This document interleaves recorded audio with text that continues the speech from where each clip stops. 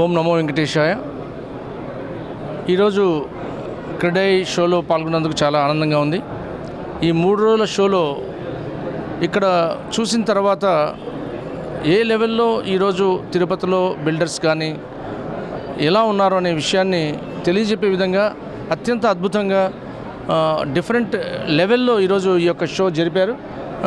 మన గోపి గారికి, రాంప్రసాద్ గారికి ఖచ్చితంగా నేను అప్రిషియేషన్స్ తెలియజేస్తున్నాను. మనం ఖచ్చితంగా Tirupati is real estate builders ఎక్కడ బిజినెస్ లేకున్నా తిరుపతికి మన వెంకటేశ్వర స్వామి ఉన్నారు. ఆయన మనకందరికి కూడా ప్రమోటర్. ఆయన మనకేమి ఎక్స్ట్రా మార్కెటింగ్ ఎగ్జిక్యూటివ్స్ అవసరం లేదు. పెద్ద ఆయన్ని చూసే ఇక్కడ చాలామంది ప్రపంచవ్యాప్తంగా మాకు కూడా ఒక ఇల్లు ఉండాలని ఒక ఆలోచనలో ఉంటారు.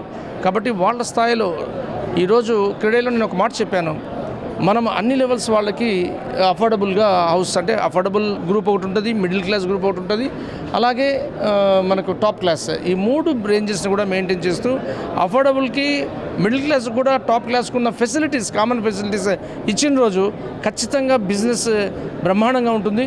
తిరుపతి రాబో రోజుల్లో రాష్ట్రంలో, ఆంధ్ర రాష్ట్రంలో one of the fastest growing city, the clean city అని మననే మా కమిషనర్ కూడా ప్రైజ్ తీసుకున్నారు. 1 job 1 house, this all common.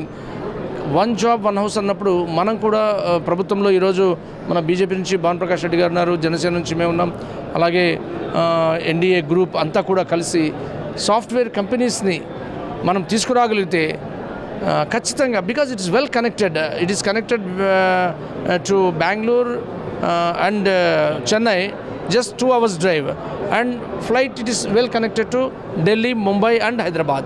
So there is a large scope for expanding the business here. So definitely ముఖ్యమంత్రి గారికి, ప్రధానమంత్రి గారికి, మన ఉప ముఖ్యమంత్రి పవన్ కళ్యాణ్ గారికి, వీళ్ళందరికీ కూడా తిరుపతి అంటే ఒక ప్రత్యేకమైన ఇది. కాబట్టి భానుప్రకాష్ గారు అన్నట్టు మనం ఇక్కడ ఇండస్ట్రీస్ తీసుకురావాలి, సాఫ్ట్వేర్ కంపెనీస్ తీసుకురావాలి. అప్పుడు మన డెఫినెట్గా బిల్డర్స్ అందరూ కూడా they will get the more customers.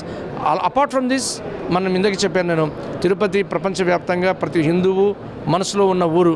కాబట్టి బిజినెస్ ఎప్పటికీ మనకి ఇక్కడ బాగుంటుంది, బాగుండాలని కోరుకుంటూ ఈ అవకాశం ఇచ్చిన మన క్రీడా గ్రూప్ అందరూ కూడా మరొకసారి ధన్యవాదాలు తెలియజేస్తున్నాను.